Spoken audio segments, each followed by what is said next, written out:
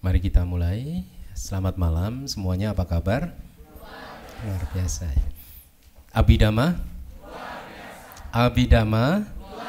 Ya. Jadi kita memasuki hari ke-7 dari 10 hari kursus Abhidhamma kita. Tentunya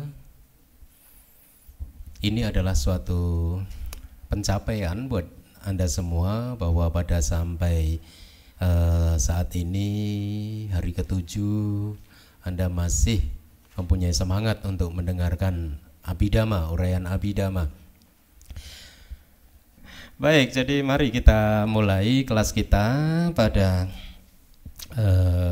malam hari ini. Jadi sampai hari kemarin kita sudah mempelajari berapa jenis kesadaran?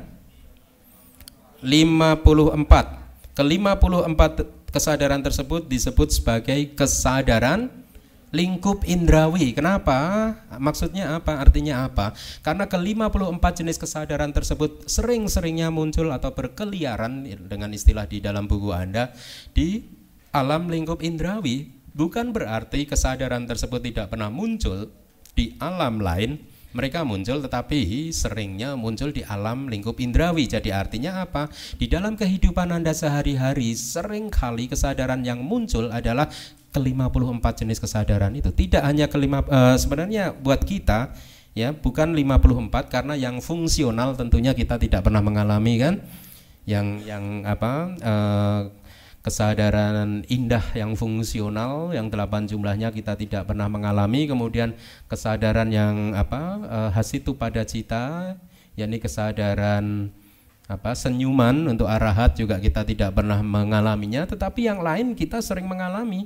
Kalau Anda sedang melekat kepada sesuatu, Anda keserakahan, ketamaan Anda muncul, maka pada saat itu kesadaran yang berakar pada lobha sedang muncul ke permukaan. Sebaliknya kalau Anda sedang marah, membenci, depresi, takut, maka pada saat itu kesadaran yang berakar pada dosa sedang muncul. Atau pada saat Anda indecision, ragu-ragu untuk memutuskan satu hal, maka pada saat itu kesadaran yang berakar pada moha atau delusi muncul. Atau pada saat Anda sedang memetik buah karma buruk Anda, maka kesadaran dari yang tanpa akar muncul. Demikian pula sebaliknya kalau Anda memetik buah karma baik Anda, maka kesadaran yang dari tanpa akar yang muncul ke permukaan. Atau sebaliknya kalau Anda dipenuhi oleh rasa cinta, kasih, welas asih, maka pada saat itu kesadaran berguna muncul pada Anda. Jadi setiap hari kesadaran-kesadaran kita yang muncul ini adalah dari jenis yang sudah kita pelajari. Jadi Anda sekarang lebih mengerti tentang siapa diri Anda sebenarnya.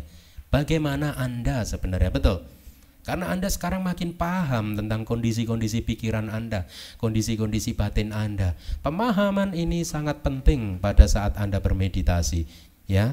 Karena pada saat Anda bermeditasi, Anda akan mampu untuk mengenali kualitas dari batin Anda secara cepat. Ya, sehingga pengetahuan Vipassana, pengetahuan yang mendalam akan secara pasti akan berkembang lebih cepat lagi ya.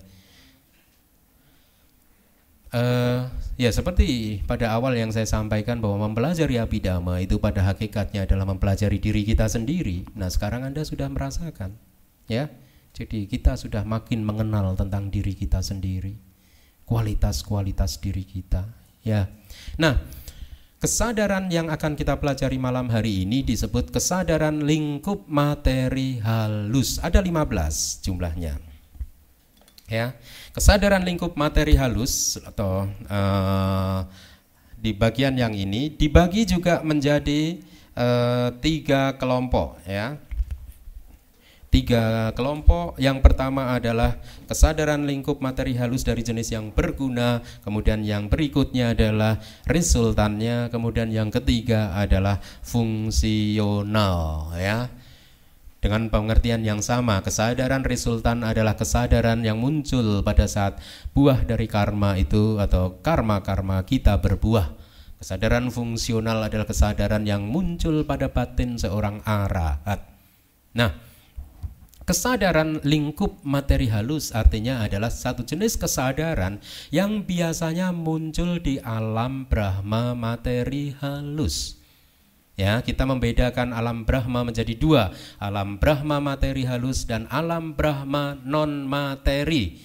Ya. Nah, kesadaran ini bukanlah jenis kesadaran biasa.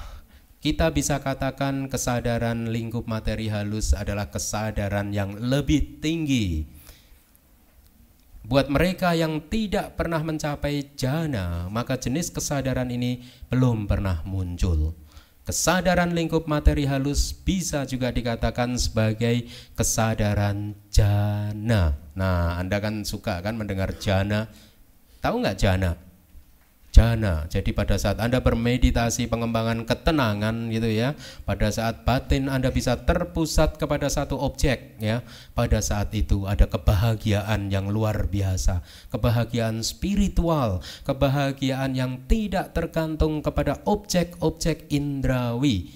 Seringkali Anda berpikir bahwa kebahagiaan hanya akan muncul pada saat Anda bersinggungan dengan objek-objek indrawi.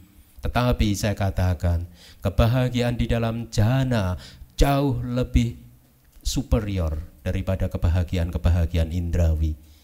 Apa yang Anda lihat, apa yang Anda dengar pada saat bisa memberikan kebahagiaan kepada Anda, tidak ada artinya apa-apa dibandingkan dengan kebahagiaan di dalam jhana.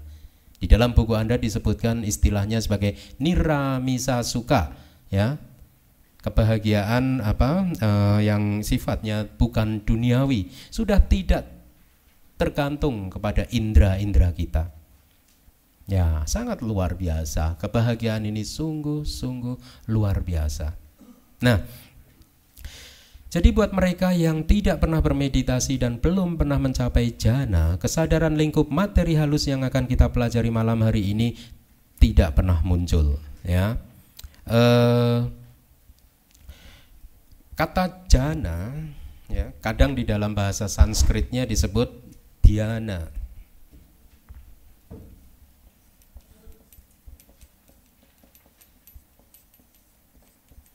Atau bahasa ini bahasa Chinese ya, Chan ya.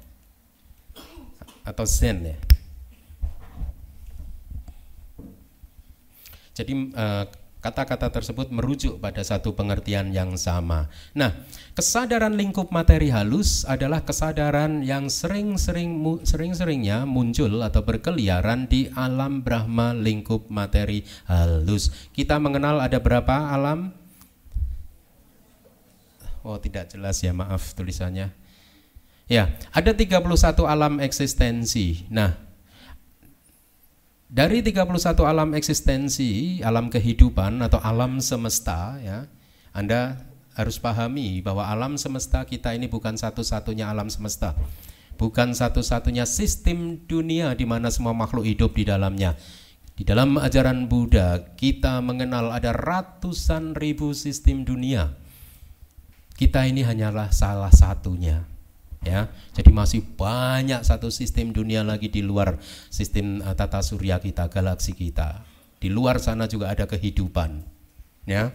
Nah, alam Brahma lingkup materi halus terdapat 16 alam ya. Itu yang pertama adalah 3 alam dari rupa Brahma jana ke-1. Mohon maaf itu tulisannya enggak jelas ya.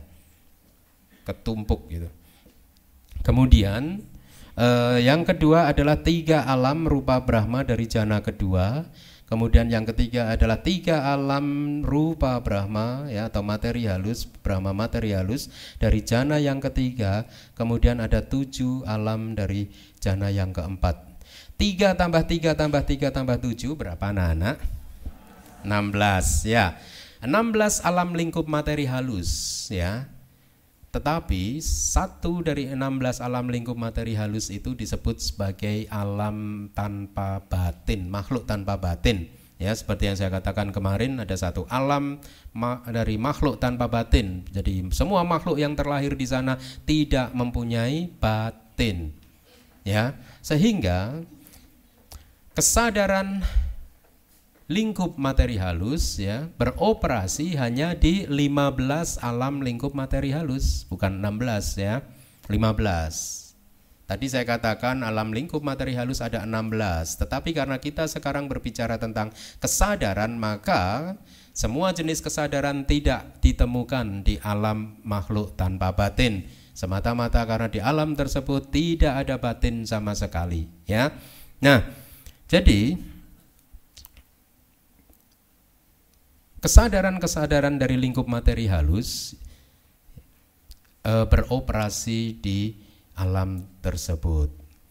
Mereka yang berhasil membangkitkan jana, melatih jana, pada saat mereka berhasil mempertahankan jana mereka pada detik terakhir di dalam kehidupannya, maka mereka akan terlahir di alam Brahma materi halus yang berkaitan. Artinya, kalau Anda berhasil mempertahankan jana pertama pada detik terakhir di dalam kehidupan Anda, maka detik berikutnya Anda akan terlahir di salah satu dari 3 alam rupa Brahma jana pertama. Dan seterusnya. Kalau Anda berhasil mencapai jana kedua dan mempertahankannya di detik terakhir di dalam kehidupan kita, maka detik berikutnya Anda akan terlahir di alam rupa Brahma jana kedua, dan seterusnya. Ya, jadi untuk bisa terlahir di alam Brahma materi halus, Anda atau semua makhluk harus menguasai jana. Tanpa jana tidak akan pernah bisa terlahir di alam Brahma materi halus ataupun Brahma non materi yang besok kita akan pelajari. Di dalam agama Buddha, kelahiran kita itu ditentukan oleh pikiran kita yang terakhir di dalam kehidupan kita saat ini. Jadi apa yang Anda pikirkan pada saat terakhir di dalam kehidupan Anda menentukan kelahiran kembali Anda. Kalau Anda berhasil membangkitkan satu pikiran yang positif, Anda teringat misalkan, dulu saya berdana di Wihara Pluit-Dharma Sukha, maka detik berikutnya Anda akan terlahir di alam penuh kebahagiaan. Sebaliknya, kalau Anda membangkitkan pikiran negatif pada detik terakhir kehidupan Anda, maka detik berikutnya Anda akan terlahir di alam yang kurang bahagia.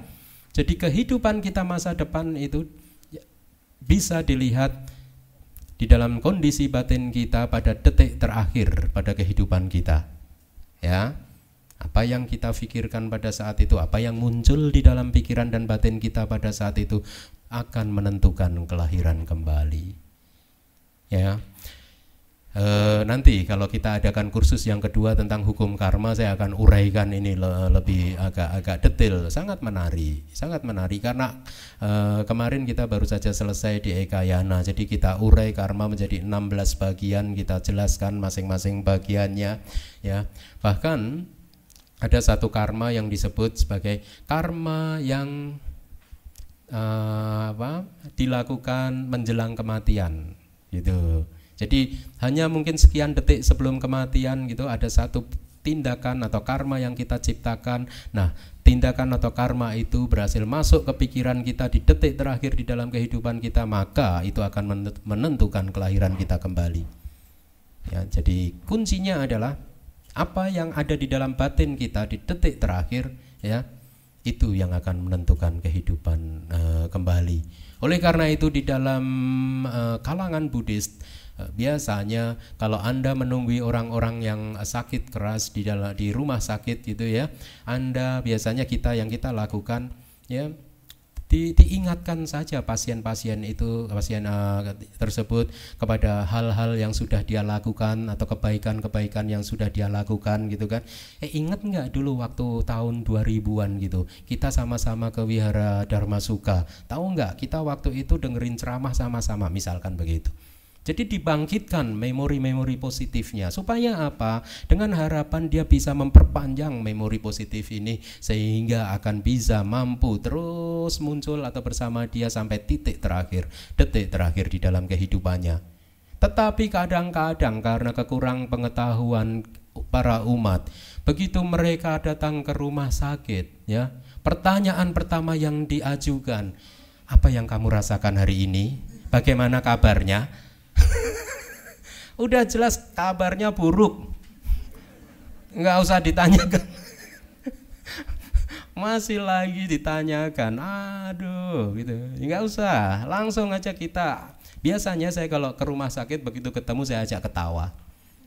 Ya, saya bangkitkan kebahagiaan dia. Bangkitkan kebahagiaan dia. Enggak usah ke rumah sakit cemberut. Kalau Anda cemberut masuk rumah sakit, Anda hanya membantu dia untuk cemberut aja. Mengkondisikan dia untuk cemberut juga. Kita bangkitkan kebahagiaan dia. Kita bangkitkan memori-memori positif dia, ya. Dengan demikian mudah-mudahan gitu kan, dia akan senantiasa berada dalam batin yang positif sehingga akan bisa terlahir di alam bahagia. Ya, kadang karma juga bisa dimanipulasi. Ya, ada satu cerita.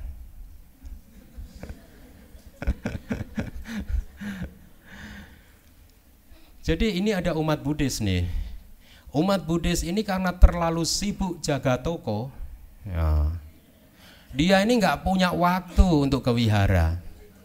Udah tokonya terus saja yang diurusin gitu. Teman-temannya udah kasih tahu, nanti tanggal 1 Oktober ada kelas Abhidhamma lo di Pluit gitu kan. Ayo datang kita dengerin Abhidhamma Made Easy. Aduh gimana dong, toko saya tutupnya jam 9 gitu kan. Jadi nggak punya waktu gitu. Jadi umat ini ya sudah sama sekali tidak mempunyai waktu untuk ke wihara. Kebaktian tiap hari Minggu apalagi, dia selalu beralasan hari Minggu itu pas rame-ramenya loh. Jadi sayang kalau ditutup gitu. Nah jadi secara singkat dia udah jarang ke wihara, jarang melakukan puja bakti, jarang meditasi, jarang ketemu sangga. Tetapi dia adalah umat yang pintar. Dia tahu bahwa kelahiran saya di kehidupan berikutnya ditentukan oleh pikiran terakhir saya di kehidupan yang saat ini. Untuk itu nggak apa-apa saya nggak pernah ke wihara. Kebetulan istrinya hamil, melahirkan anak yang pertama, laki-laki, diberi nama Buddha. Dia hanya berpikiran pasti pada detik terakhir di dalam kehidupan saya, anak saya akan berada di sekeliling saya. Sehingga pada saat saya buka mata tengok ada Buddha di sini, ingat Buddha saya. Jadi dia mencoba untuk memanipulasi. Toh saya sibuk di toko ya udah nggak ada jalan lain selain begini. Ya dengan mohon maaf lah, dengan harapan nanti saya pada detik terakhir saya bisa teringat pada hal-hal yang positif pada saat saya mengingat oh ada Buddha di sini. Nah, tahun berikutnya istrinya hamil lagi, melahirkan anak lagi. Kali ini diberi nama Dharma. Tahun berikutnya istrinya hamil lagi. Kali ini diberi nama Sangga. Singkat cerita dia mempunyai 3 anak. Buddha, Dharma, Sangga. Aman. Kemudian dia melalui hari-harinya dengan setiap hari menjaga tokonya. Tidak ada waktu sama sekali untuk ke wihara. Meskipun teman-temannya mengingatkan, ayo dong ke wihara, dia tetap saja nggak punya waktu. Karena merasa tokonya lebih penting. Dan juga dia merasa, toh saya sudah mempunyai Buddha, Dharma, Sangga di rumah. Pada saat dia sudah memasuki usia tua, dia mulai sakit-sakitan. Dia dimasukkan di rumah sakit. Selama berminggu-minggu, sampai hari itu, dia merasa bahwa dia akan jalan hari ini juga. Dia tidak akan mampu melewati hari ini. Dia sudah lemah sekali, batinnya juga sangat lemah sekali. Untuk itu, dia mengatakan kepada istrinya, tolong panggil semua, kamu juga di sini dan semua anak-anak kita, Buddha, Dharma, Sangga, jangan biarkan mereka meninggalkan ruangan ini. Ya. Perintahkan pada mereka untuk terus menunggui saat-saat terakhir saya. Gitu. Kemudian dia sedikit lemah lagi, tertidur. Kemudian tertidur tiba-tiba dia terkejut lagi. Waduh, melihat lagi ke kanan ada Buddha, Dharma, Sangga, aman. Buddha, Dharma, Sangga, aman, gitu kan. Kemudian dia tertidur lagi. Pada saat dia tertidur kemudian dia terbangun lagi, ngelihat lagi Buddha, Dharma, Sangga, aman gitu. Pada menit berikutnya Kondisi dia udah sangat lemah, sudah tidak mampu lagi. Dia tahu bahwa ini adalah saatnya dia untuk melanjutkan perjalanan. Detik terakhir, ya, pada kondisi yang sangat lemah, kemudian dia paksakan membuka matanya, menoleh dengan sangat pelan-pelan sekali. Buddha, Dharma, Sangha mau lewat, tetapi pada satu detik dia sebelum dia meninggal, tiba-tiba timbul pikiran di dalam batin dia, hayo, kalau Buddha, Dharma, Sangha, istriku ada di sini, terus siapa yang jaga toko?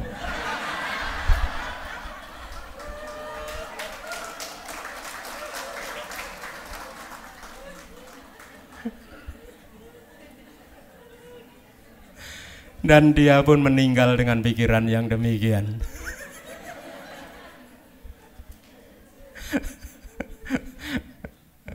Poin dari cerita ini adalah kadang kebiasaan-kebiasaan kita akan muncul di pikiran kita yang terakhir di dalam kehidupan kita. Anda kebiasaannya apa yang paling kuat? Ada kemungkinan muncul di saat terakhir di dalam kehidupan Anda.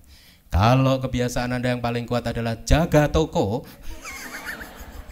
nah jangan coba-coba memberi nama anak Anda Buddha, Dharma, Sangha, karena pasti akan sia-sia. Baik, jadi kesadaran lingkup materi halus adalah berkaitan dengan jhana, ya. Kalau Anda berhasil mempertahankan jhana tersebut di detik terakhir di dalam kehidupan Anda, maka detik berikutnya akan terlahir di alam Brahma materi halus, ya. Nah, para penafsir, ya, menurunkan kata Pali jhana dari akar yang bermakna. Jadi di dalam bahasa Pali itu ada akar kata, gitu. Setiap kata itu ada akarnya, ya. Dari akar yang bermakna mengkontemplasikan, serta dari akar lain yang bermakna membakar habis. Artinya apa? Jhana, pada saat Anda berada di dalam jhana, batin dan pikiran Anda benar-benar mengkontemplasikan objek dari meditasi Anda secara dekat, secara mendalam. Batin Anda terserap, berada dengan objeknya, ya, tidak goyah kesana kemari. Pada saat Anda berada di dalam kondisi saat itu, batin Anda benar-benar stabil berada dengan objeknya, bersama dengan objeknya. Bahkan kalau Anda ingat cerita dari guru agung kita, pada waktu beliau bermeditasi, hujan deras, ada petir menyambar dan menyambar kerbau di dekat beliau. Kerbau tersebut mati, ya. Setelah hujan itu reda, para penduduk desa menghampiri beliau, bertanya kepada beliau, tadi mendengar ada suara petir enggak? Guru agung kita menjawab, enggak, saya enggak mendengar apa-apa. Karena pada saat itu batin, semua dari batin dan faktor-faktor mental dia terpusat kepada satu objek, ya. Nah, jadi itulah kenapa jhana itu bisa diartikan juga satu kondisi pada saat batin dan pikiran kita mengkontemplasikan objek secara mendalam, serta dari akar lain yang bermakna membakar habis. Membakar habis apa? Membakar habis rintangan-rintangan batin. Nanti kita akan lihat. Jadi di sini disebut jhana karena mereka secara mendalam mengkontemplasikan objek dan karena mereka membakar kondisi-kondisi yang merugikan yang berlawanan dengan konsentrasi. Ya, jhana dicapai melalui metode meditasi yang disebut pengembangan ketenangan atau keheningan samatha bhavana. Ada 40 objek, ya, yang termasuk di dalam meditasi ini. Anda bisa pilih banyak dari objek yang dari samatha bhavana bisa menghasilkan jhana, tapi ada sebagian kecil yang tidak mampu menghasilkan jhana. Kemudian objek dari kesadaran jhana adalah sebuah gambar mental yang disebut gambar pasangan. Di dalam buku Anda memakai istilah markah, markah pasangan, patibhaga nimitta. Gambar ini dianggap sebagai sebuah objek konseptual atau pannyati. Jadi nanti akan saya jelaskan bagaimana prosesnya. Kemudian meditator yang beraspirasi pada jhana dapat memilih sebuah alat kontemplatif yang disebut kasina. Ini hanyalah satu objek, ya, dari 40 objek, di mana atensi bisa dipusatkan atau perhatian dari batin dan pikiran kita bisa dipusatkan kepada objek tersebut. Ketika konsentrasinya sudah kuat, alat fisik itu akan memunculkan replikasi dirinya yang bisa divisualisasi. Disebut gambar latihan. Di dalam buku Anda memakai istilah marka latihan. Dan pada gilirannya gambar tersebut akan memunculkan gambar pasangan yang dipahami sebagai objek jhana. Jadi kira-kira begini, kalau Anda mau bermeditasi untuk mencapai jhana, ada banyak objek, ya. Misalkan Anda berlatih dengan nafas, anapanasati, nafas keluar masuk gitu kan. Tetapi Anda coba untuk fokuskan di area kecil gitu, di atas bibir atas gini dan di bawah hidung di sekitar sini ya. Di mana nafas keluar masuk ini menggesek atau bersinggungan dengan daerah kecil tersebut. Maka Anda bisa pusatkan terus pada saat Anda bernafas, nafas masuk, Anda pusatkan batin Anda pada titik di mana udara itu menggesek area kecil ini. Ya, atau pada saat nafas keluar juga Anda pusatkan perhatian Anda pada titik kecil di area pada saat di mana udara yang keluar ini menggesek bersinggungan dengan area-area di sekitar sini. Atau di dalam hal ini sesuai dengan apa yang kita sudah baca, kita bisa berlatih dengan kasina. Kasina itu artinya menyeluruh, keseluruhan. Ya, jadi biasanya kalau di Myanmar kita berlatih gitu, kita memakai satu lingkaran gini ya, diameternya mungkin kira-kira satu telapak tangan, 25 cm ya, ya, diameternya 25 cm. Nah kasina ini bisa berwujud macam-macam, mungkin kasina tanah, jadi kita lapisi dengan tanah, atau kasina warna gitu kan, jadi kita beri warna. Lingkaran itu kita beri warna, misalkan warna merah ya, misalkan ini kita beri warna merah. Nah setelah kita selesai membuat alat ini, kemudian kita tempatkan alat tersebut tidak jauh ya, tidak begitu dekat tetapi juga tidak terlalu jauh di depan kita, di mana kita bisa melihat dengan sangat nyaman, tidak terlalu tinggi, tidak juga terlalu bawah ya. Kita lihat di depan kita dengan mata terbuka ya. Kita mencoba untuk mengingat-ingatnya, memasukkan ini ke dalam memori kita tentang bentuk dari kasina ini. Setelah kita lihat beberapa saat kemudian kita pejamkan mata. Ya, kita pejamkan mata gitu sampai gambar kasina ini bisa muncul pada saat kita memejamkan mata. Mungkin pada awalnya gambar itu hanya muncul selama sesaat, 1 menit atau mungkin hanya 5 detik, setelah itu gambar itu lenyap. Tidak apa, Anda buka mata lagi, lihat lagi gambar tersebut ya, mungkin memakai alat bantu dengan mengucap merah, merah, merah, merah, merah gitu kan. Jadi Anda mencoba untuk mengingatnya, memasukkannya ke dalam memori. Setelah sekian detik atau 1 menit Anda melihat, kemudian Anda pejamkan mata lagi. Nah, Anda akan tampak di sini gambar replika dari kasina tersebut, ya. Nah, pada saat batin Anda sudah mahir, ya, menciptakan replika dari kasina tersebut, artinya dengan kondisi mata tertutup, Anda bisa melihat gambar tersebut, ya, dan Anda berhasil mempertahankan untuk jangka waktu yang lama, bisa 30 menit, gitu kan, atau lebih. Gambar itu tidak lenyap-lenyap. Pada saat itu, gambar yang Anda lihat di dalam batin adalah apa yang disebut sebagai gambar pasangan. Ya,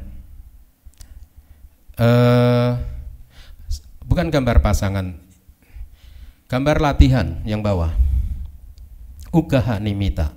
Ya, nah. Gambar latihan ini pada saat batin Anda sudah bisa mengingat gambar asli dari kasina tersebut ya, maka pada saat itu biasanya para bante akan meninggalkan kasina tersebut, tidak dibawa lagi, kemudian beliau akan masuk ke hutan yang lebih dalam lagi ya, karena dengan masuk ke hutan yang lebih dalam lagi kondisinya lebih kondusif, tidak diganggu. Kalau kita hanya di mulut hutan aja, umat-umat itu sering ganggu. Sering aja udah tahu bantainya di hutan, umatnya datang juga. Saya itu punya wihara hutan di Jawa Timur ya, tempat saya tinggal dulu beberapa tahun gitu ya. Sampai sekarang saya sampai harus mikir 1000 kali kalau saya mau tinggal di sana. Kenapa? Karena umat-umat udah pada tahu ada wihara hutan di situ. Apalagi kalau mereka dengar saya udah di sana lagi, pasti mereka sering ke hutan.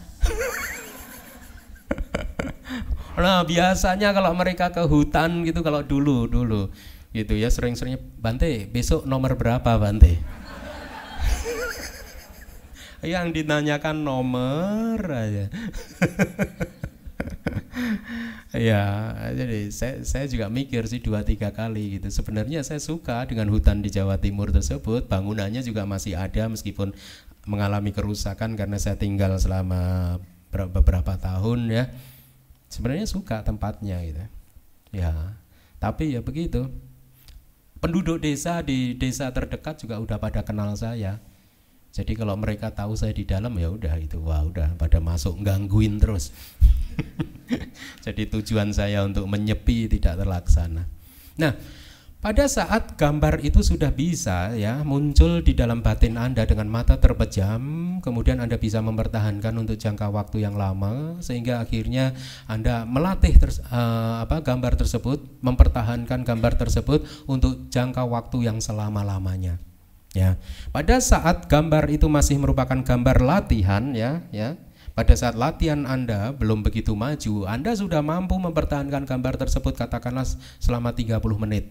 Ya, gambar yang Anda lihat pada saat itu boleh dikatakan mirip dengan gambar aslinya.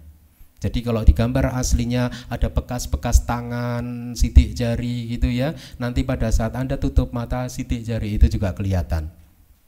Kalau ada cacat-cacat atau garis-garis di warnanya gitu juga kelihatan pada saat Anda tutup mata. Jadi persis apa yang Anda lihat dengan tutup mata persis sesuai dengan gambar aslinya. Nah, gambar ini disebut sebagai gambar latihan. Tetapi pada saat Anda sudah mendapatkan gambar latihan ini, Anda latih terus, Anda bisa pertahankan gambar tersebut untuk jangka waktu 1 jam, 2 jam, 5 jam, 10 jam. Nah, pada saat itu secara pelan gambar tersebut menjadi makin terang, makin terang, makin terang.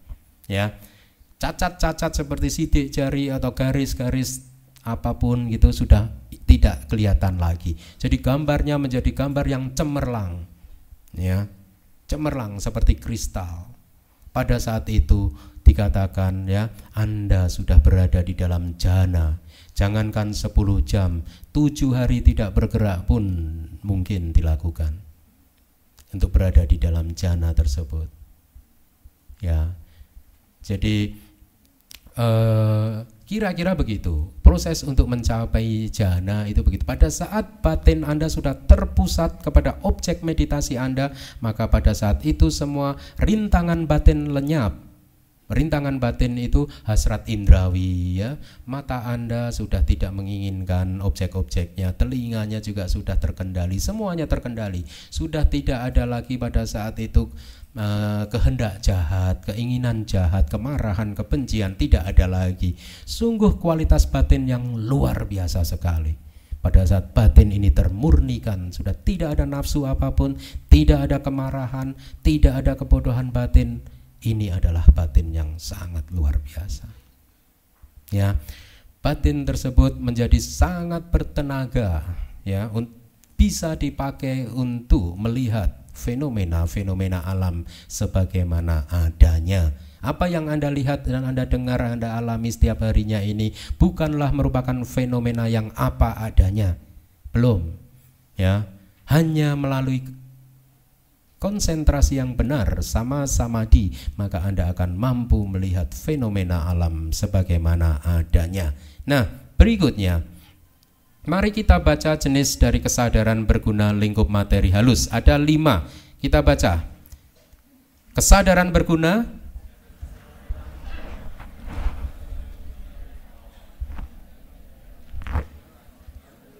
kebahagiaan, dan mental yang terpusat. Jadi Anda lihat di sini ada 5 energi mental lain ya. Pemindaian awal itu satu energi mental, satu faktor-faktor mental. Pemindaian lanjutan itu juga satu energi mental yang berbeda. Kemudian kegiuran itu juga energi mental yang berbeda. Kebahagiaan adalah energi mental yang berbeda, dan mental yang terpusat juga merupakan energi mental yang terpusat. Ya.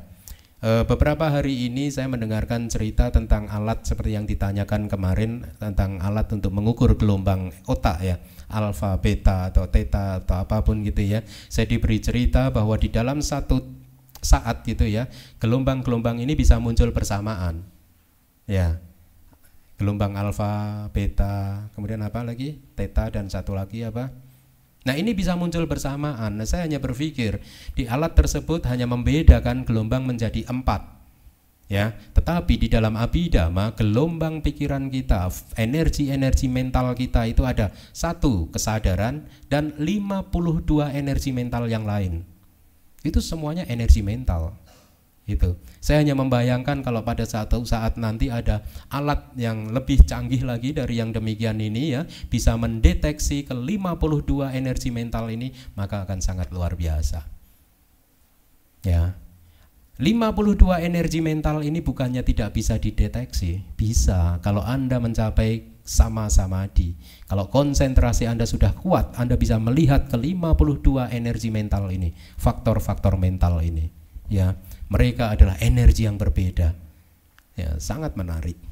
Kemudian, jana yang kedua disebut sebagai kesadaran berguna jana kedua, bersama dengan pemindaian lanjutan, kegiuran, kebahagiaan dan mental yang terpusat. Apa yang hilang di situ?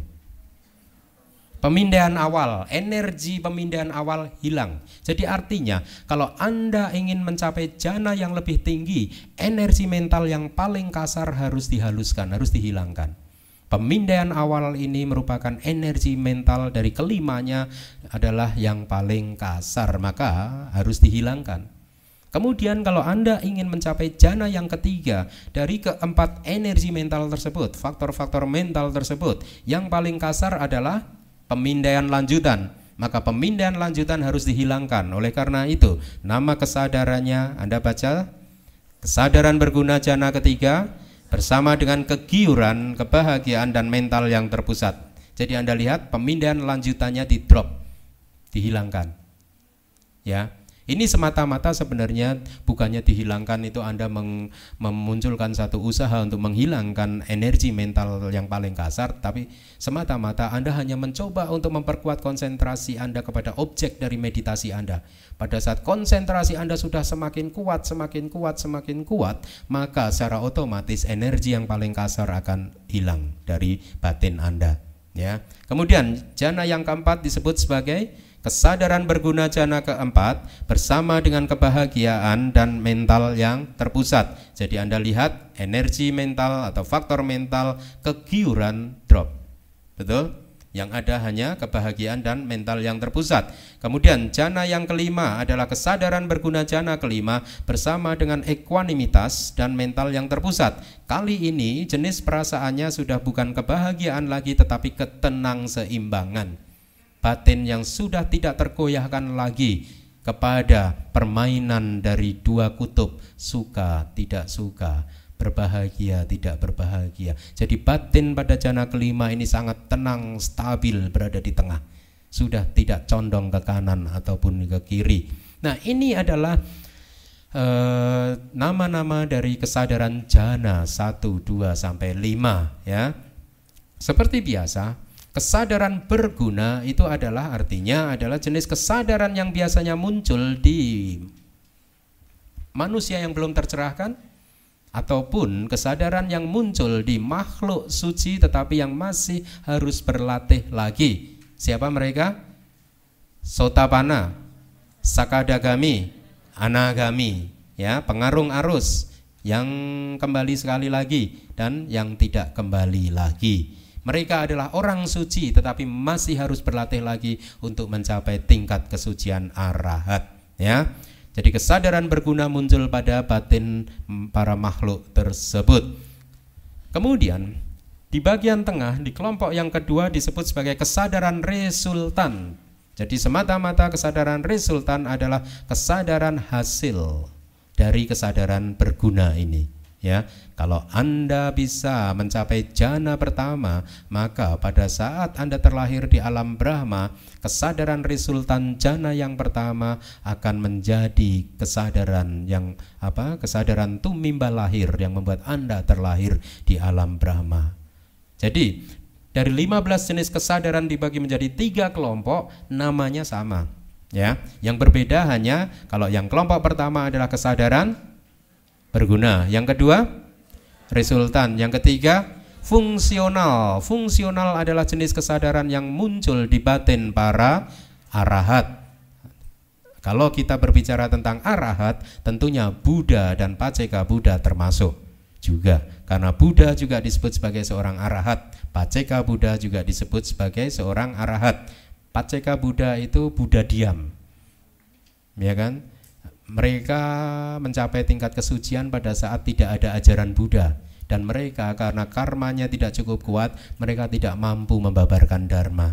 Oleh karena itu diistilahkan sebagai Buddha diam, Buddha yang tidak membabarkan dharma, tidak mampu untuk membabarkan dharma, karena tidak cukup sebenarnya tidak seperti Buddha Gautama kita, gitu ya. Beliau mampu melihat semua segala sesuatu karena paraminya sudah sempurna, ya. Dari latihan beliau selama berapa kalpa itu, berapa sistem dunia, berapa masa kehidupan yang tidak terhitung, gitu. Jadi beliau mempunyai kekuatan yang sempurna. Jadi itu adalah kesadaran berguna lingkup materi halus, ya. Juga kesadaran resultan mempunyai nama yang sama, kesadaran fungsional juga mempunyai nama yang sama. Masing-masing jana didefinisikan berdasarkan sekumpulan konkomitan mental. Konkomitan mental itu artinya faktor mental yang muncul bersama, ya, yang muncul secara bersama dengan kesadaran. Sebenarnya nanti kalau Anda membeli bukunya, kalau sudah selesai kita terjemahkan, ya, semua daftar kata-kata sulitnya itu kita lampirkan di belakang. Ya, jadi konkomitan mental itu adalah satu energi mental yang muncul bersama-sama dengan kesadaran atau disebut sebagai cetasika, ya, yang disebut sebagai faktor jana. Jadi faktor jana itu ada 5. Yang pertama tadi pemindaian awal, betul? Yang kedua pemindaian lanjutan, yang ketiga kegiuran, yang keempat, yang kelima mental yang terpusat. 5 ini disebut faktor-faktor jana. Kelima ini sebenarnya energi mental. 5 dari 52 energi mental. Ini bisa dilihat, energi ini bisa dilihat dengan mata batin Anda, mata batin yang terlihat. Oleh karena itu Buddhism ini sangat luar biasa, sangat luar biasa. Pada saat semua orang belum mampu untuk melihat energi batin kita, Buddha sudah mengajarkannya, dan juga memberikan jalannya. Kalau Anda ingin menginvestigasi batin Anda, energi-energi apa yang ada di batin Anda, maka Anda harus mengikuti latihan-latihan Buddhis, sila, samadhi, panya. Di situ akan kelihatan nanti. Kemudian Witaka atau pemindaian awal adalah seperti burung yang membuka sayap untuk mulai terbang. Wicara itu pemindaian lanjutan, seperti burung yang meluncur menembus udara dengan sayap terbentang. Jadi kira-kira begini, Witaka atau pemindaian awal adalah satu energi mental yang mengarahkan semua jenis kesadaran dan energi-energi mental yang lain untuk diarahkan ke objek dari meditasinya. Ya, sehingga semua energi mental ini bisa terpusat mengarah kepada objek dari meditasi. Kalau Anda sedang berlatih kasina, maka pemindaian awal adalah satu energi mental yang bertugas, berfungsi untuk mengarahkan semua energi-energi mental Anda kepada objek meditasi Anda. Sementara pemindaian lanjutan adalah satu energi mental yang membuat semua atau batin Anda, ya, berada di dalam objek. Jadi Anda lihat bedanya, pemindaian awal itu yang mengarahkan batin kita kepada objek, sedangkan pemindaian lanjutan itu yang mempertahankannya untuk tetap berada di dalam objeknya. Ya, sungguh luar biasa sekali. Oleh karena itu seperti saya katakan kemarin di dalam salah satu kitab komentar, bahkan masih lebih mudah untuk membedakan air lautan. Ini air dari mana, itu air dari mana. Ya, membedakan energi-energi mental yang demikian ini sangat sulit. Ya. Tentunya tidak harus dimaknai secara literal gitu, ya, hanya untuk menggambarkan betapa Buddha mempunyai satu kebijaksanaan yang luar biasa, bisa membedakan energi-energi yang demikian tersebut. Kita sungguh beruntung karena beliaulah kita mempunyai kesempatan untuk mengenali energi-energi mental ini. Ya. Ini hanya satu perumpamaan, juga tertulis di dalam buku Anda, saya rasa ya. Witaka atau pemindaian awal itu seperti lebah menuju ke sekuntum bunga, sementara pemindaian lanjutan adalah seperti lebah yang berputar mengelilingi bunga tersebut. Jadi ini hanya satu perumpamaan. Perumpamaan ketiga, pemindaian awal adalah seperti tangan yang memegang piring logam yang kotor, sementara pemindaian lanjutan seperti tangan yang mengusap piring tersebut. Ya. Nah, ini adalah 5 rintangan batin, 5 rintangan mental. Kelima rintangan mental ini juga merupakan energi mental. Selama mereka ada bersama dengan batin kita, akan pernah tercapai apa yang disebut sebagai jhana. Karena kelima energi mental ini menghalangi konsentrasi. Jadi, kalau Anda ingin melatih meditasi Anda secara pelan-pelan harus memperhatikan semua energi mental ini. Oleh karena itu, kenapa para biku diwajibkan untuk mematuhi sila yang sangat ketat. Ada 227 sila yang harus kita patuhi dan juga sila-sila tambahan yang lain. Ya, Anda lihat bahwa kita diminta secara ini sejak dari awalnya untuk lebih mengendalikan diri. Sehingga biasanya gitu kan, biku, para anggota sangga bisa berlatih atau mengalami kemajuan yang lebih cepat dari para umat awam. Di salah satu sutta, Buddha mengatakan umat awam itu adalah seperti burung merak yang sangat indah, ya. Tetapi burung merak ini tidak akan pernah bisa mengejar angsa liar. Biku ini ibaratnya angsa liar. Anda itu burung merak. Anda berwarna-warni, indah itu, tetapi Anda tidak akan pernah bisa mengejar biku. Nah, mari kita lihat 5 rintangan batin, 5 rintangan mental. Mereka adalah energi-energi mental yang menghalangi tercapainya konsentrasi. Yang pertama adalah hasrat indrawi, hasrat untuk menikmati objek-objek indrawi kita. Kemudian yang kedua adalah niatan jahat. Ini bisa berupa kemarahan, kebencian, ketakutan, kecemasan, kegelisahan, penyesalan, depresi yang lain, ya. Kemudian yang ketiga adalah kemalasan dan kelembaman. Yang keempat adalah kegelisahan dan penyesalan. Kemudian yang kelima adalah keraguan-raguan. Jadi mereka ini adalah energi mental, faktor mental yang menghalangi tercapainya konsentrasi. Kalau Anda ingin mencapai jhana, maka ya kelima energi mental ini harus dilemahkan. Pada saat Anda mencapai jhana, kelima energi mental ini, faktor-faktor mental ini tertekan, tidak muncul lagi di dalam batin Anda. Ya, batin yang demikian ini adalah batin yang sangat murni, sangat bertenaga. Nah, faktor-faktor jhana menghentikan kemunculan rintangan mental tertentu. Yang pertama, pemindaian awal itu menghentikan kemunculan dari kemalasan dan kelembaman. Ya, ini adalah yang kemalasan dan kelembaman adalah salah satu dari rintangan batin. Kemudian yang kedua, pemindaian lanjutan menghentikan kemunculan keraguan-raguan. Yang ketiga, kekiuran menghentikan kemunculan niatan jahat. Yang keempat, kebahagiaan menghentikan kemunculan kegelisahan dan penyesalan. Yang kelima, mental yang terpusat menghentikan kemunculan hasrat indrawi. Ya, seperti yang tadi sudah saya katakan, pemindaian awal adalah energi mental yang mengarahkan kepada objek, sementara pemindaian lanjutan adalah energi mental yang membuat batin kita mempertahankan batin kita untuk tetap berada di objek. Kegiuran adalah satu energi mental yang membuat batin kita tertarik dengan apapun, objek apapun, dengan objek meditasi kita. Ya, ada ketertarikan di situ.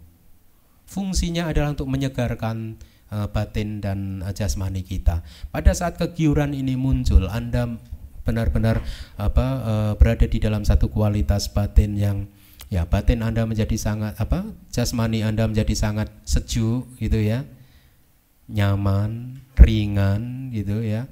apapun yang Anda alami ya, kalau Anda sudah keluar dari meditasi Anda ya, keluar dari jana Anda, kemudian Anda jalan-jalan ke hutan gitu, memandang apapun menjadi seolah-olah semua objek adalah objek yang menyenangkan. Apapun. Bahkan mungkin kalau tadinya Anda takut melihat ular, pada saat Anda sudah berada di dalam kondisi batin yang cukup termurnikan, maka Anda melihat ular pun menjadi satu objek yang menggiurkan. Gitu. Semuanya. Jadi bahkan daun-daunan yang daun kering pun bisa menjadi objek yang sangat menarik buat batin Anda. Bunga-bunga yang tadinya Anda mungkin sehari-hari Anda tidak pernah menganggapnya sebagai satu objek yang menarik, tetapi pada saat batin Anda itu benar-benar termurnikan, maka bunga tersebut menjadi menarik. Istri dan suami Anda yang tadinya itu adalah objek yang tidak menarik, maka pada saat itu mereka menjadi objek yang sangat menarik lagi. Saya itu waktu di Singapura sering gitu umat-umat ke saya gitu ya, untuk konsultasi gitu. Ya mereka kadang cerita tentang problem-problem kehidupan rumah tangga mereka gitu. Sampai saya itu berkesimpulan bahwa sebenarnya gitu, problem-problem rumah tangga Anda itu salah satu penyebabnya ya. Problem itu muncul adalah Anda mulai meninggalkan kebiasaan-kebiasaan bagus Anda yang sudah Anda bangun sejak masa pacaran. Betul. Saya hanya menyimpulkan dari pengalaman saya menerima umat-umat ya di Singapura gitu ya, mereka berkonsultasi gitu. Nah, kalau Anda coba lihat pada saat Anda memutuskan menikahi pasangan Anda atau mau dinikahi oleh suami Anda semua kan sudah melakukan masa uji coba. Maksudnya masa pacaran bukan ya, kan sudah. Nah, di dalam masa-masa tersebut Anda masing-masing kan sudah merasa nyaman. Ya, yang calon suami merasa nyaman dengan perilaku-perilaku istrinya, calon istrinya pun merasa nyaman dengan perilaku-perilaku suaminya, betul? Sehingga Anda berdua mengikatkan diri di dalam satu lembaga pernikahan. Kebiasaan-kebiasaan baik yang Anda lakukan semasa Anda pacaran itu adalah salah satu alasan utama buat Anda untuk menikah, betul nggak sih? Tetapi apa yang terjadi? Setelah pernikahan itu berlangsung untuk beberapa saat, Anda mulai meninggalkan kebiasaan-kebiasaan positif tersebut. Betul. Nah, disinilah sebenarnya awal dari segala permasalahan. Anda yang tadinya bisa mengucapkan I love you setiap hari, setelah menikah, ya I love you apa sih? Gitu. Oh, udah itu kan masa lalu gitu. Bahkan saya kadang tanya kepada seorang suami gitu, kamu masih teruskan nggak kebiasaan positif itu? Enggak Bante, ya paling kalau inget ya setahun sekali pas dia ulang tahun. Nah, ini nggak benar gitu. Nah, kalau dulu masa pacaran Anda paling tidak setiap malam minggu Anda bisa katakan I love you, maka setelah menikah pun harus dipertahankan. Ya, harus dipertahankan gitu. Jangan tunda-tunda. Gitu, karena Anda tidak akan pernah tahu apa yang akan terjadi esok hari. Jangan sampai penyesalan itu datang. Penyesalan selalu datang terlambat. Betul? Ya. Jadi seperti yang cerita yang ingin saya sampaikan sangat menyentuh. Kejadiannya begini. Ada seorang suami istri yang sudah menikah selama katakanlah 20 tahun ya. Nah, pada suatu hari sang istri berkata kepada suaminya, suamiku yang tersayang ya, saya mengetahui ada wanita lain yang mencintai kamu. Saya tahu bahwa wanita ini pasti pengen meluangkan waktu berdua sama kamu. Oleh karena itu sempatkanlah waktu kamu untuk membuat wanita tersebut berbahagia. Wanita yang dimaksud oleh istrinya adalah mamahnya. Oh. Jadi ibu mertuanya, mama mertuanya, mama dari suaminya. Sang suami seketika tersentak. Dia pun teringat betapa selama lebih dari 15 tahun ini terakhir ini dia jarang menyempatkan atau meluangkan waktu untuk menengok mamanya yang sudah menjadi janda. Dia disibukkan, waktunya dihabiskan untuk mengejar karir dia, untuk mengurusi anak-anaknya, sehingga jarang sekali dia menyempatkan meluangkan waktu untuk mamanya. Mamanya tinggal sendirian di rumah yang rumah warisan. Mendengar saran istrinya yang sangat bagus tersebut, kemudian malam itu juga sang suami segera menelpon mamahnya. Mama nanti malam minggu ada waktu nggak, Ma? Kalau ada waktu, saya mau ajak Mama makan berdua, makan malam berdua di restoran. Kita berdua aja, Ma. Saya nggak ngajak istri saya dan anak-anak saya. Mamanya kaget, berpikir bahwa sudah lebih dari 10 tahun ini anaknya tidak pernah memperhatikan dia sebaik ini. Kemudian dia berbalik bertanya, kamu sehat kan, Nak? Kamu tadi makan apa, Nak? Jadi rupanya mamanya ini curiga bahwa mendapat telepon yang mendadak demikian pasti ada berita buruk. Sebenarnya enggak gitu. Jadi pada intinya kemudian mamanya setuju, baik nanti malam minggu kita makan berdua di restoran. Pada hari yang dijanjikan, sang anak pergi ke rumah mamanya untuk nyamperin mamanya. Di dalam perjalanan sang anak merasa gugup, nervous, ya.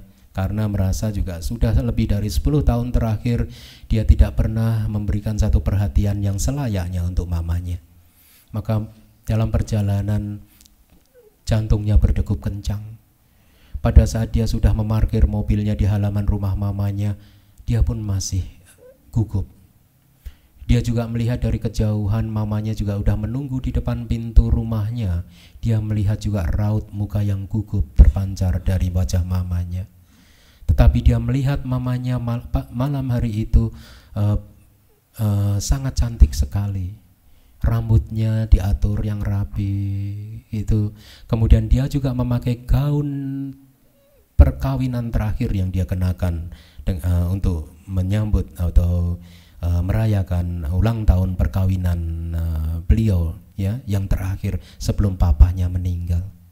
Jadi malam hari itu mamanya kelihatan sangat cantik sekali. Tetapi kecanggungan pun tidak bisa disembunyikan. Akhirnya sang anak datang menghampiri sang mama. Mari, Mah, kita segera masuk ke mobil, kita segera berangkat. Kemudian mamahnya berkata, kamu tahu nggak, Nak? Saya sampai cerita ke tetangga-tetangga bahwa pada malam ini anakku mengajak saya untuk makan malam. Tetangga-tetangga pada excited, pada pengen menunggu kabar baik ini. Dia pengen dengar cerita apa yang nanti kita cerita kita makan malam kita ini. Kemudian mereka berjalan masuk ke mobil menuju ke restoran. Pada saat mereka memasuki restoran, ya, keluar dari mobil, sang mama minta anaknya untuk menggandeng dia. Dengan penuh cinta kasih, dia menggandeng tangan mamahnya. Dia sempat melirik ke wajah mamahnya. Dia merasa kagum bahwa mamahnya seolah-olah seperti putri raja yang berjalan dengan sangat anggunnya memasuki restoran tersebut. Kemudian mereka memilih tempat yang sepi, ya, jauh dari pengunjung restoran yang lain. Pada saat mereka sudah mendapatkan tempatnya, mereka memesan makanan, ya. Jadi sang anak membukakan menu makanan, membacakan menu makanannya untuk mamahnya. Mama mau pesan yang mana? Gitu. Sambil membaca pelan-pelan, sang anak sempat melirik ke wajah mamahnya. Mamahnya pun memperhatikan dia sambil bergumam lirih. Kamu tahu enggak, pada waktu kamu masih kecil, membaca menu makanan adalah tugasnya mama. Kemudian sang anak pun cepat-cepat menjawab, maka kali ini biarkanlah saya yang membaca untuk mama. Berilah kesempatan saya untuk membalas budi baik mama. Jadi setelah itu mereka memesan makanan. Mereka menikmati malam hari itu, bercerita tentang segala pengalaman yang mereka lalui selama 10 tahun terakhir. Saling bertukar informasi. Mereka lalui dengan penuh kebahagiaan, penuh kedamaian. Sang anak pun merasakan satu kebahagiaan yang luar biasa. Betapa selama ini dia telah menyia-nyiakan mamanya. Dia terlalu sibuk untuk mengejar karirnya, untuk membesarkan anak-anaknya, sehingga dia tidak mempunyai waktu untuk mamahnya yang sudah menjadi janda. Jadi malam hari itu selesai makan di restoran, mereka pulang ke rumah. Setelah mereka pulang ke rumah, sampai ke rumah mamanya, pada saat sang anak mau berpamitan untuk pulang, sang mama berkata, "Nak, saya ingin kita makan berdua lagi, tetapi kali ini biarkan mama yang bayar. Jadi kalau kamu mau, nanti kita malam minggu depan kita makan malam lagi." Sang anak pun tentunya tidak mampu untuk menolak. "Baik, tentu saja saya mau. Jadi malam minggu saya samperin mama lagi ya, kita makan malam." "Iya nak, tapi ingat kali ini saya yang bayar." Itu. Nah, setelah itu sang anak pulang, sampai di rumah ditanya sama istrinya, "Gimana malam hari ini makan malamnya?" "Wah, luar biasa sekali. Kita banyak bertukar informasi, pengalaman-pengalaman selama 10 tahun terakhir. Sungguh malam yang luar biasa sekali. Saya merasakan kebahagiaan malam ini. Terima kasih atas saran kamu yang luar biasa." Kemudian hari demi hari pun berlalu. Sebelum sampai hari Sabtu, dia mendapat kabar kalau mamahnya meninggal dunia mendadak, terkena serangan jantung. Secara cepat dia pulang, keluar dari kantornya menuju rumah mamahnya. Sesampai di rumah mamahnya, dia diberi informasi oleh dokter yang merawat mamahnya bahwa sudah sejak lama sebenarnya mama itu mengidap penyakit jantung. Dia semakin merasa bersalah, betapa bodohnya dia, betapa egoisnya dia, betapa selama ini dia tidak pernah memperhatikan mamanya. Sampai dia tidak tahu bahwa mamanya mengidap penyakit jantung. Kemudian pada saat mereka selesai untuk mengurus segala sesuatunya untuk prosesi kremasi gitu, tiba-tiba sang anak menemukan sepucuk amplop yang ditujukan untuk dia, yang ditulis oleh mamanya. Dia membuka amplop tersebut. Setelah dia buka amplop tersebut, ternyata itu berisi satu bukti pembayaran dan juga satu pucuk surat ditulis tangan oleh mamanya. "Anakku yang aku cintai, mama udah bayar gitu ya di restoran tempat kita makan kemarin untuk 2 orang. Mama udah bayar. Jadi tolong pakailah kesempatan ini untuk mengajak makan malam istri kamu." Mama tidak tahu bahwa apakah mama bisa hidup sampai hari Sabtu besok. Untuk itu, kalaupun mama tidak mampu hidup sampai hari Sabtu esok, ajaklah istri kamu ke restoran. Kamu tidak akan pernah tahu betapa bahagianya mama malam hari itu. Dan aku ingin istri kamu pun mengalami kebahagiaan yang sama seperti yang aku rasakan. Untuk itu, pakailah kesempatan ini untuk membahagiakan istri kamu. Seketika sang anak pun menangis, menyadari betapa selama ini dia sudah menyia-nyiakan. Dia mengerti arti pentingnya untuk mengucapkan I love you pada saat yang tepat, pada saat ini, pada saat sekarang. Betapa selama ini dia sudah terbutakan oleh semua kesibukan dia. Bahkan untuk mengucapkan I love you pun dia tidak sempat. Untuk itu, buat Anda sekalian yang hadir di kelas ini, ada yang suami istri enggak? Ada yang datang suami istri, tunjuk jari. Nah, para suami istri, setelah break ini nanti katakan I love you pada pasangan Anda.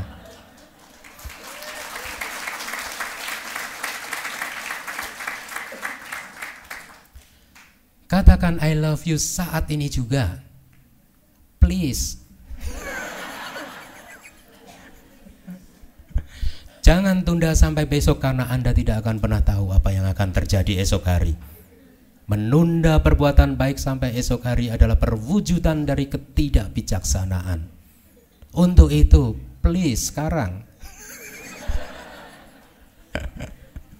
Ya. Jadi pesan saya, setiap perbuatan baik lakukan saat ini juga. Jangan tunda sampai besok, karena Anda tidak akan pernah tahu apa yang akan terjadi esok hari. Terima kasih.